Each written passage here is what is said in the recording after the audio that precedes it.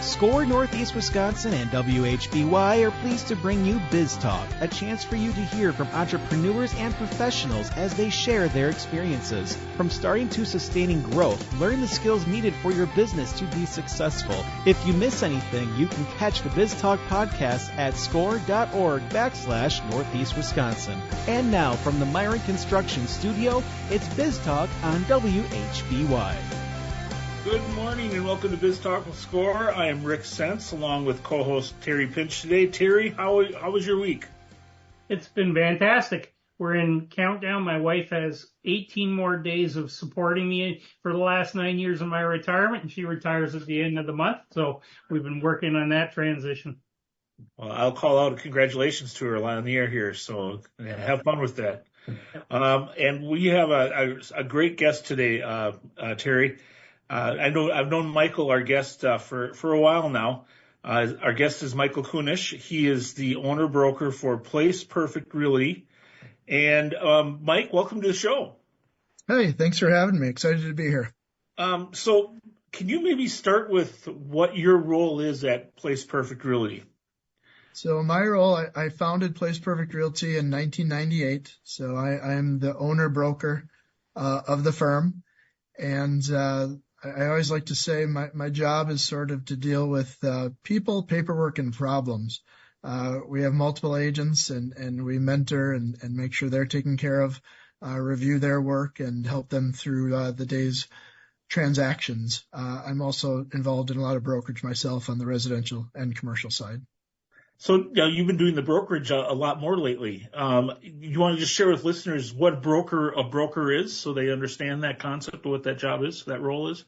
Yeah, a real estate broker, and the real estate market is shifting a little bit right now, but the role of a real estate broker is sort of you don't want to go at it alone, right? There's a lot of things a broker does, and there's no substitute for experience. So some agents will prepare a list, and it literally becomes 3 to 5 pages long of everything that a broker does, Rick, because it's so substantial. And as you go at this industry for a while, you sort of forget all the things you do that provide the value and instill the confidence for your clients to make real estate, whether they're selling or purchasing a property, to make that seamless, because there's so much involved. I'm sure we'll touch on that as we continue to talk today. So okay, and now you're located in Marinette, correct? Today I'm actually sitting in Marinette. We have offices in Menominee, Michigan, Marinette, Wisconsin, Green Bay, Appleton, and we're thinking a Door County office this spring. So okay. So how would you describe the real estate market right now? Fabulous, isn't it always? Mm-hmm. So, another way is a buyer's or a seller's market? Yes. The market is so in flux right now. It's a time where you need a realtor, a competent realtor, a competent mortgage broker, all those roles more than ever, because so much has changed in the last, I'm going to say 5 years, 6 years. It is really a different world, and most people don't understand how much it's changed, and it makes people vulnerable, especially I'm going to say our aging population. They get postcards, they get phone calls. People want to buy their property for cash, and they don't realize the house they bought in 1970 for $25,000. Someone wants to give them cash for say $100,000, and they don't realize their home's worth like $250 to $325, and you really have to be leery and watch out and take care of each other right now. The industry has changed a lot. I used to, by way of background, I used to work in the financial industry for many years. And, we obviously did mortgages and mortgage lending type of transactions there as well. Since the late 90s, there's been just a real change to the fundamental concept of real estate lending. And can you maybe give listeners a little bit of the progression of some of those rules and some of those changes and how they've impacted you at Place Perfect Realty? Yeah, I'm not sure how much it's the rules but the changes. The rules we're constantly trying to get changed, right? To be more consumer friendly, because in a lot of cases they're not. And when I say the rules, rules, right? Sometimes it's just zoning in different communities, because effectively most of what we're going to talk about today and the state of the real estate market, it revolves around supply and inventory of houses. And that's the number one issue right now that we're having a heck of a time, locally, statewide, nationally, getting on top of, so that we can ease this housing crisis pain, for sellers and buyers alike, but mainly buyers. What do you attribute the housing shortage to right now? What things have impacted that?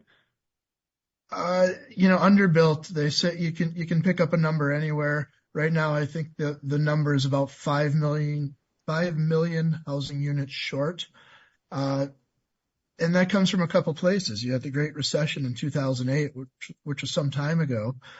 You had COVID, but both of these things took a lot of the skilled workforce out of the market to go into more secure trades or jobs.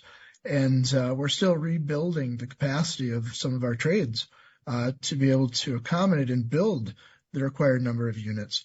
Other things are that it's kind of a not in my backyard. They call that a NIMBY, right? Once you have your dream home in your ideal neighborhood, whether it's a downtown setting or a suburban setting, you kind of want things around you to stay the same. And therefore, you actively participate, some people in government, right, and get on a city council or village board, and then you make the rules so that everyone has to aspire to have what you have.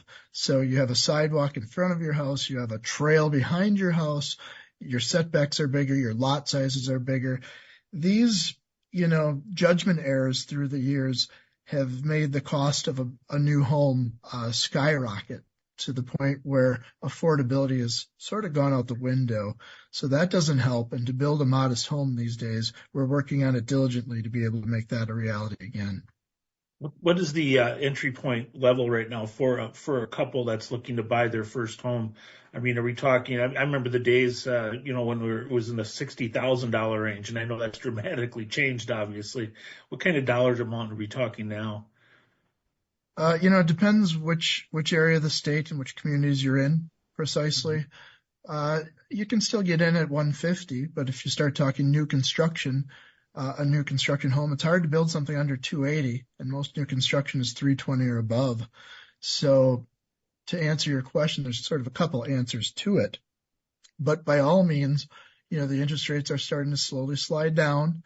And it's winter, so competition isn't as fierce. I expect that this spring you'll have that, again, reduced interest rates and buyer pent-up demand. If you're in a position to be able to afford a house and you can pull the trigger and have been pre-approved through your financial institution, right now is the best time to buy a house. Houses are going to continue to appreciate. They've softened recently, but they still go up.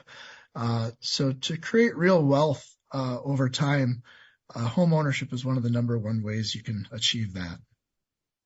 Do you do anything in the way of commercial lending?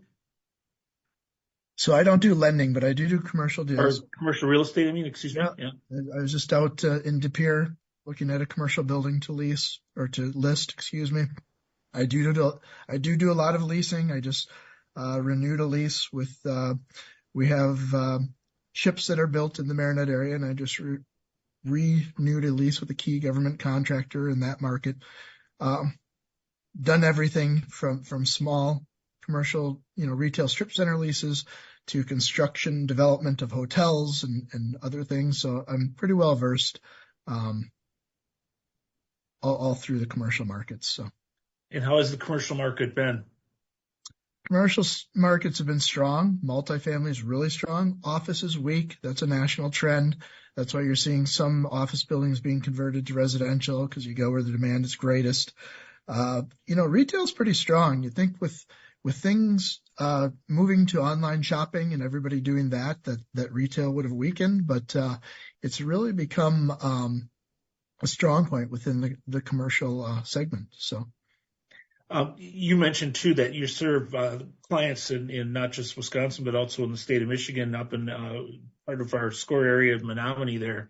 Mm-hmm. What things do you have to do differently just going across the river there between Michigan and Wisconsin? So the rules and laws state by state are very different.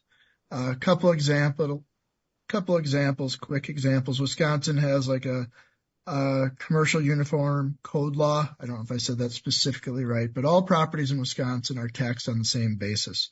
In Michigan, if you say you own a cabin or a second home in Michigan, your taxes are 2 or 3 times because it's a second property, not a homestead.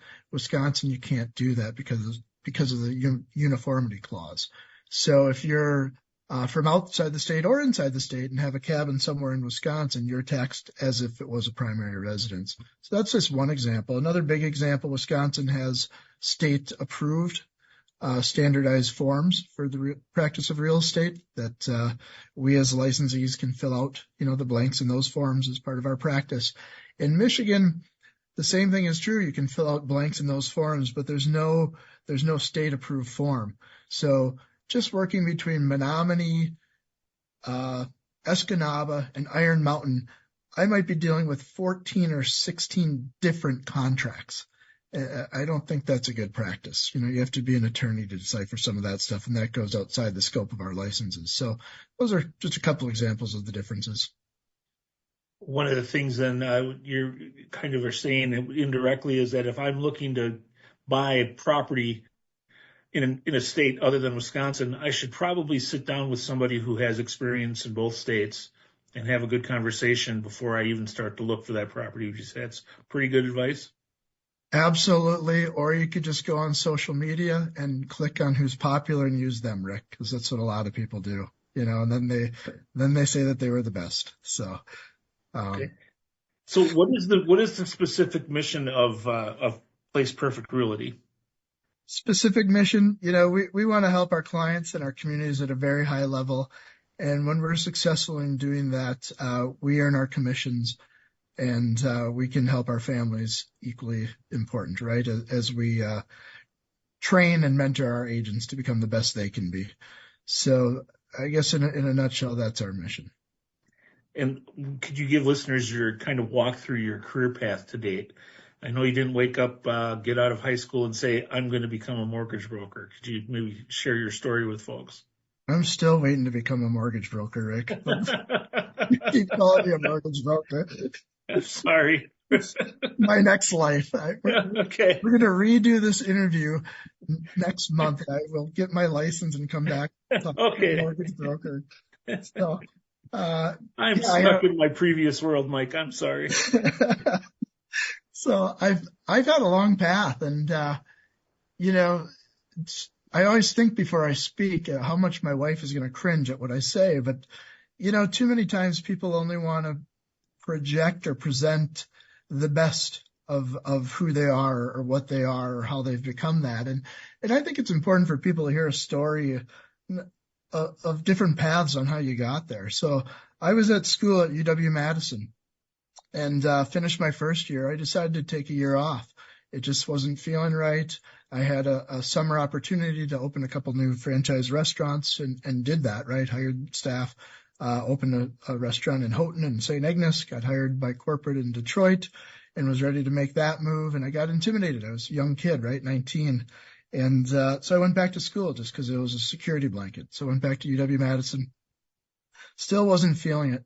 Skipped classes for 2 weeks, got my real estate license, bought my first investment properties. I owned 4 condominiums in Madison, actually in Fitchburg. Got my foot in the door, right? And I decided, I just, school's not doing it for me. I don't understand it. I wasn't in the core curriculum because sometimes you got to put in those 2 years of prerequisites to get to your core curriculum.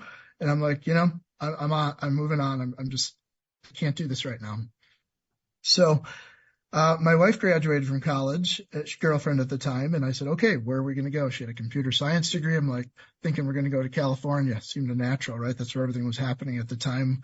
Computers were still generally new then. So Silicon Valley was just getting ramped up and she kind of didn't have that goal. And so I kind of left her in one of my condos in Madison and took a job in Minocqua, Wisconsin with a land developer out of Minneapolis. So we developed the whole Northwoods. We'd buy lakes, cut them up, sell them off. That's how I kind of cut my teeth in the industry, until we started having children. Then I slowed down, worked for a manufacturing firm as their sales rep for a couple of years. But real estate had always been just a focus of mine since I was a kid on a bike, right? Looking at dirt that was being moved, wondering what that was going to be. It was just exciting. It was, maybe everyone thinks that way, but it was definitely in my blood. So, I started Place Perfect Realty at that time. Had my brother move back home to sort of manage it as I was behind the scenes, still doing other employment.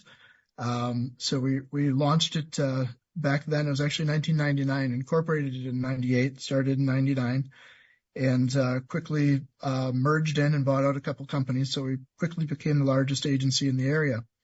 So at that time, I quit my manufacturing job, got into commercial real estate. Worked for the largest firm in the state out of Milwaukee, but they were opening an Appleton satellite office. So I started commuting from Marinette to Appleton for actually a couple of years, doing strictly commercial real estate while managing Place Perfect Realty behind the scenes. A lot of my work at Place Perfect Realty has been sort of under the radar, behind the scenes, letting my agents, be in the spotlight, because it's their, primary business. They're the names and the faces for who we are and our image. So, but in 2004, I broke off from that commercial firm and started my own commercial firm called The Commercial Place. Also got a little more involved with Place Perfect Realty at the time as well, and decided to try to scale that and get that ramped up as well. So that's, I can talk forever, right? But that's sort of the short version of my career path. So I've always been in real estate for the most part. For the most part, I've always been my own boss as well. When you're not agreeing with how certain things are done, at some point you either put up with it or you do something different. And I did something different. So. All right. We've hit the perfect time to take our first break. You're listening to Biz Talk with Score on WHBY, and we'll be right back after these messages.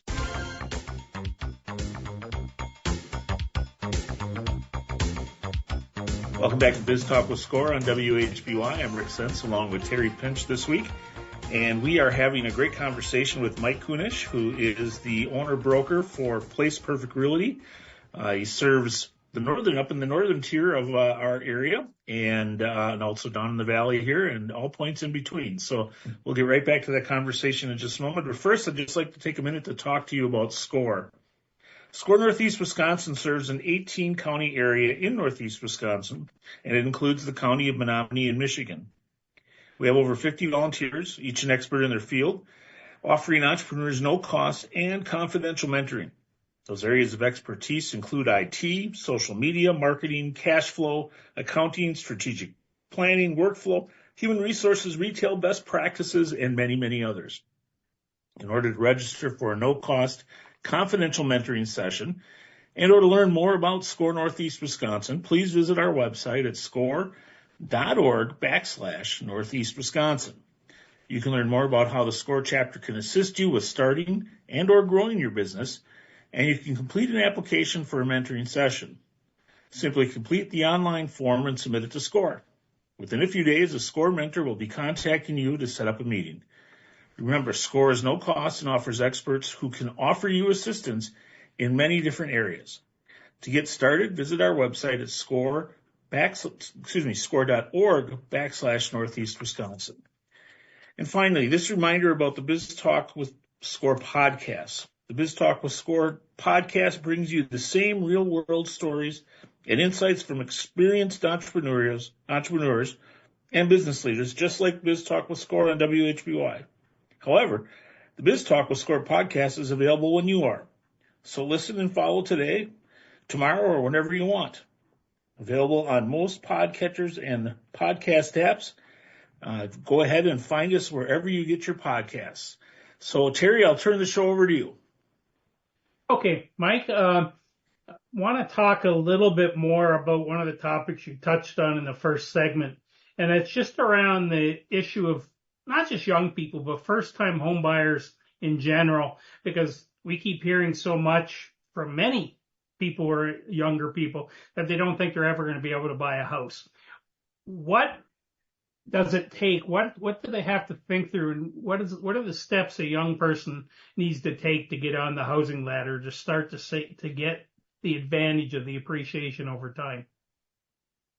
Yeah, I think what a lot of young people have to realize, or not just young, I just have a first-time home buyer. We got an accepted offer this week, and they're in their low 60s, first-time home buyer.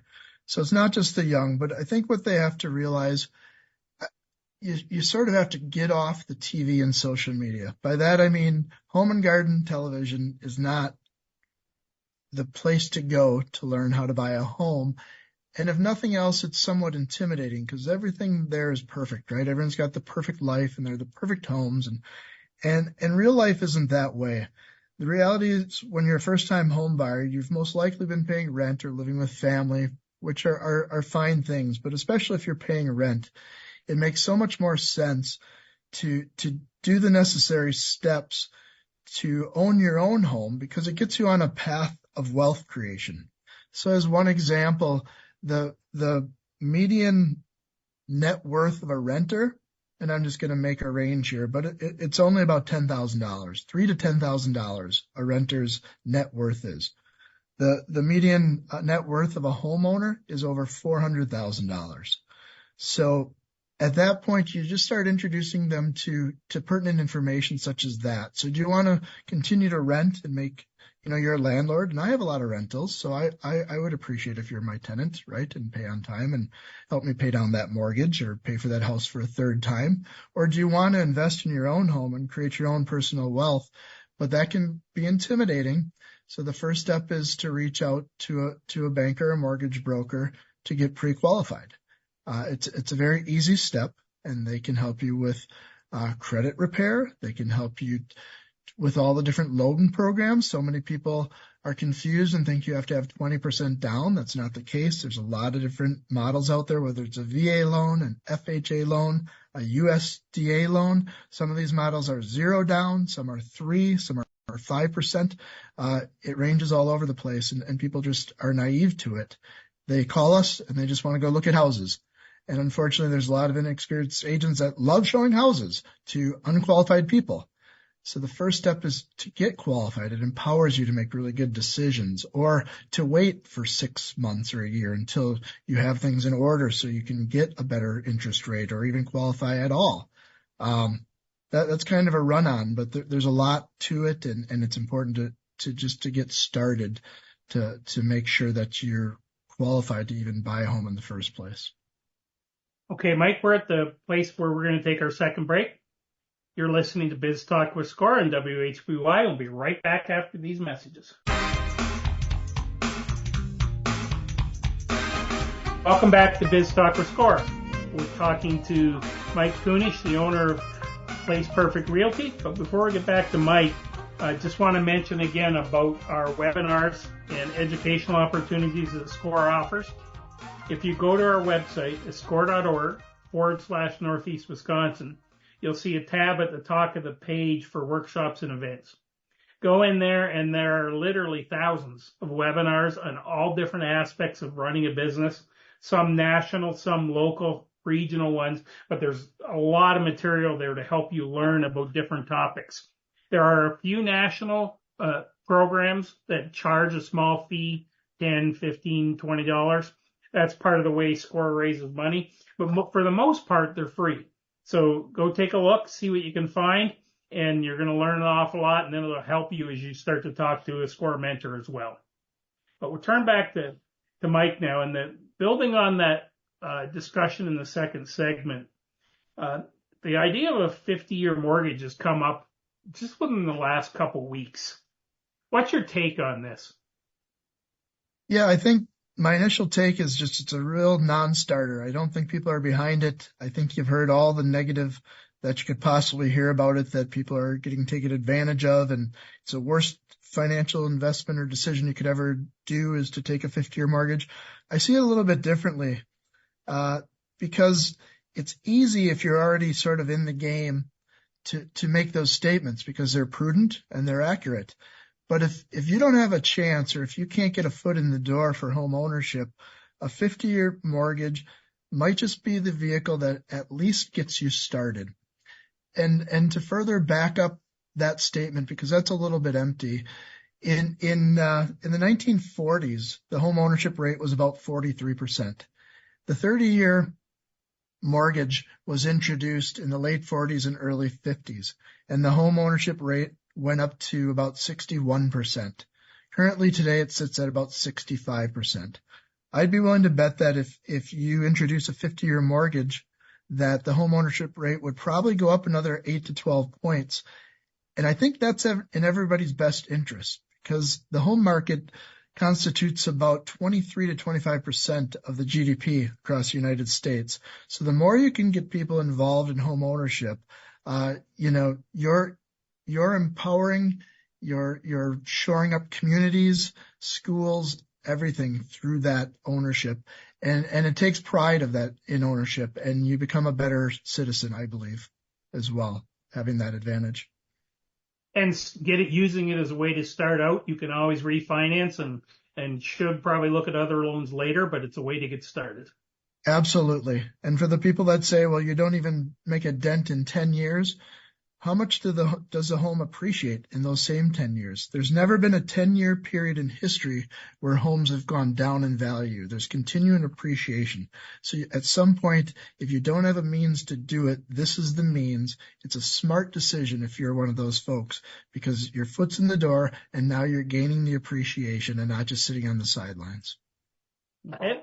So, Rick, I'm going to turn it over to you now to go through a couple things. Mike, I know you're very actively involved in the community. Can you maybe share with listeners some of the things you do, your extracurricular events, as we like to call them, in addition to being the owner broker at Place Perfect Realty? I sit on way too many boards and don't make any money. That would be a quote from my wife. But I think you've got to be involved, and I got involved at an early age, because it's important to give back to your community. And I do that at every level, the city level, the state level, the national level. And I think it's important not to just be involved, because you have leadership that get involved for different reasons. Some just like the title, some bring a certain expertise. But ultimately, it's interesting, the boards and committees that I've sat on, whether they're local or national in scope, if you're going to be involved, I think you need to take it seriously. I think you need to be prepared with the materials that are going to be presented. And I think you need to help the group make the best decisions they can make. And too many people on these boards aren't doing that. They're showing up, which is great, but I don't know what it is. If it's for a resume or a title, but they just don't have the answers, and they end up sort of, I call it bobbleheading, right? They look at the chair, they look at the treasurer, and they kind of bobblehead that we agree with that person, because they don't have an independent decision, or they didn't research the topic well enough to help make an informed decision. And these are really important decisions across the board, whether it's local, state, or national, really important decisions. And when wrong decisions are made, and we're even talking, state laws, as far as part of the decision making, they're hard to reverse. They're hard to correct, because enough people went and voted for these decisions that don't want egg on their face because they weren't properly prepared. But yeah, I sit on a local up in the Marinette area, a local economic development group called Inventure North. We've just successfully brought in some grant dollars to help a few communities in Marinette County with some housing projects. I sit on some regional stuff like the Bay Lake Regional Plan Commission. I've been on there.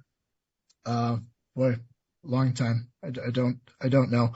And I enjoy that role. I was appointed by two different governors of two different parties to serve in that capacity, and I enjoy my work there. So we've done good work. I'm on the board of directors for the Wisconsin Economic Development Corporation. I'm actually the treasurer, and was just reelected to be treasurer. It's a nonpartisan group, but there's, party stuff going on at all levels in the politics. So it's really good to make the best decisions for the state while trying to put that stuff on the sidelines and working together, so that Wisconsin can compete on a national level. So I really enjoy that position, and being able to do those things. And then when you put my realtor hat on, I serve at all levels. I've been on the local association of realtor board for, I think, 13 years. I just got reelected for, I think, a final 3-year stint. I've served on the state board of directors. I'm active with the National Association of Realtors on their board of directors for the last, I believe, 8 years. And as a spinoff on that, the National Association of Realtors also has me as a federal political coordinator. And I oversee the 10 federal political coordinator positions around the state of Wisconsin. So we help and advise our congressmen. So my direct contact as a representative is Congressman Tony Weed. So I have him. So as we're passing laws throughout the state and at the federal level, we're informing our Congress people of the impacts of these laws, why they're important, and we're educating them. Of course, they can't know everything about everything, right? Being a politician. So they really lean on us heavy, and it's our job to give them a clear, concise, sort of non-political and biased view of why we're in a housing crisis and what's the way out of the crisis. And these are really smart and intelligent decisions, whether it's spending money or just passing policy that doesn't have a budget to it, but streamlines government in a way that they don't overburden the system with regulations, and therefore we can't build new housing. So it's exciting to me when your congressman or their staff calls you and they're on the way to a floor vote that just got called and they had no knowledge of it, and they call you and say, how am I voting on this bill and why?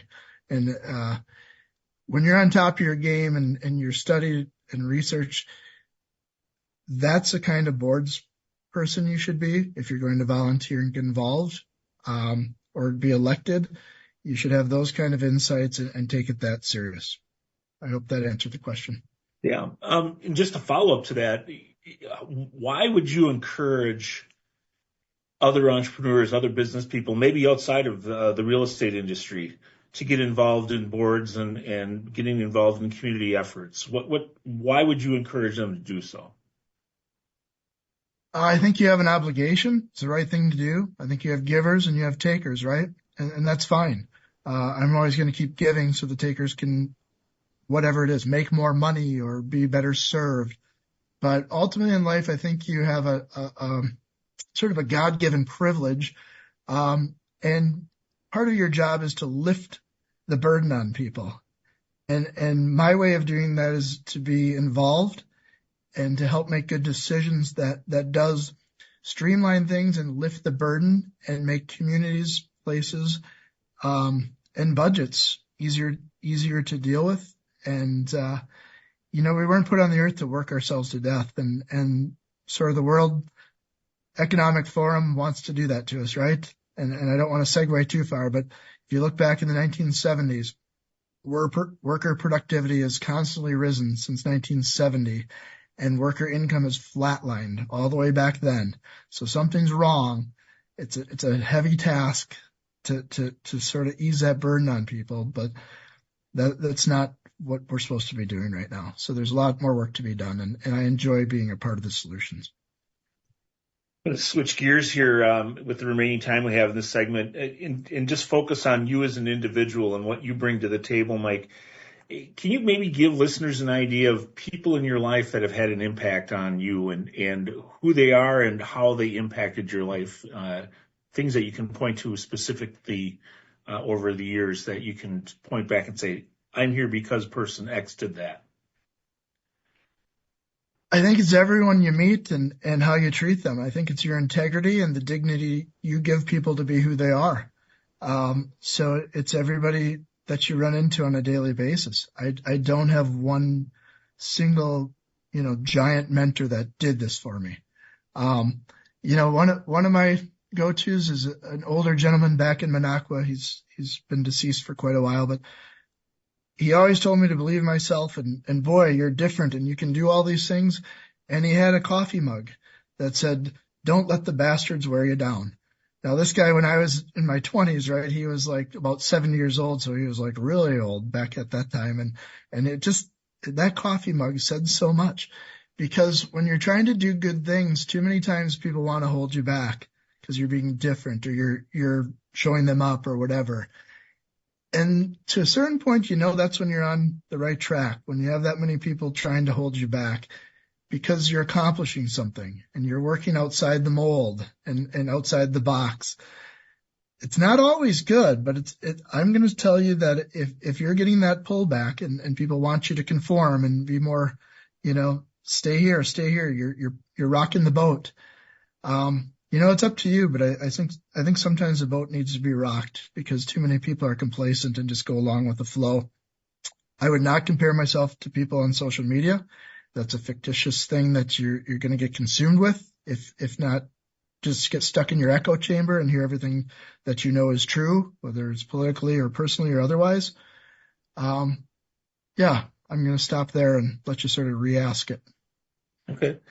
So thinking back to the time when you started the business, what lessons did you learn that are out there that you can share with other people that might be considering starting a business? It's not for the faint of heart. You have to be passionate. And you have to have a product that, because you're going to work a lot, and you can be successful at running like a cookie pop-up shop, right? But selling a cookie at a time, can you really be sort of profitable enough to make that a venture worth putting in all your, blood, sweat, tears, equity, and everything? So you have to choose the right model where there's a good chance that you can make a living doing this. Most of the businesses throughout America and most of the people employed are through small business. I think it'd be fascinating. I don't have the numbers in front of me to learn how many small business owners are just flat broke, but still passionate about what they do. It's really what makes us who we are as a capitalist society. And it's really a nice thing. But, I'd say to take the time to make sure you're getting into the right business, and with the entrepreneurial opportunities that abound right now in today's age, you're not going to be a social media influencer. Pick another one and then go after it. We talked about the 50-year mortgage concept a little earlier. What things do you foresee in addition to that that are out there for the future of in real estate? Well, you're going to have the largest transfer of wealth ever happening in the next, 20 years, less, as the older populations sort of fade away. And that's going to impact how things are done to a really large level. So I think, unfortunately, there's an income equality and a divide there. And a lot of people that transfer of wealth just won't affect them. They just never got in the game. So you have to focus in two ways. And I tend, probably because I'm from small blue collar towns in Wisconsin, to focus on helping the underdogs and finding them ways to home ownership through different mechanisms and needs, right? So it'll be an interesting time coming up, and things will change drastically. I think because of attrition with an aging population, I think the housing crisis is really truly only got about 7 to 10 years left, because you're going to have more houses coming onto the market. So it'll start solving itself as long as we can continue to bring new supply as well, combination of the two things. So I think that'll slowly start to take care of itself. But yeah, I think, again, back to the first time home buyer, you need to get in the game or you're left behind. So I have to ask you, everything that you're doing, constantly burning that candle on both ends with all the boards and committees you serve on, are you having fun, Mike? I'm having real fun. The big data people are trying to put us out of business, and they're making laws that make the realtor inconsequential. We're the boots on the ground. We have the personal relationships. They're not going to take us out, even though it's been predicted, and they're working really hard and making laws to do just that, right? As soon as we let the World Forum and the tech companies minimize these human positions such as this, right? If you're just clicking buttons to get stuff done, you're probably going to be getting taken advantage of in some way. So that's another, to answer a previous question, a major change in the industry right now that we're really cognizant of. So, what do you do to relax with all your busyness? Oh, I don't even know if I can say it. I play Pokemon, Rick. All right, Pokemon. Nameless, brainless game. I just throw this ball out there, and it's how I relax. All right. What a perfect way to end this segment.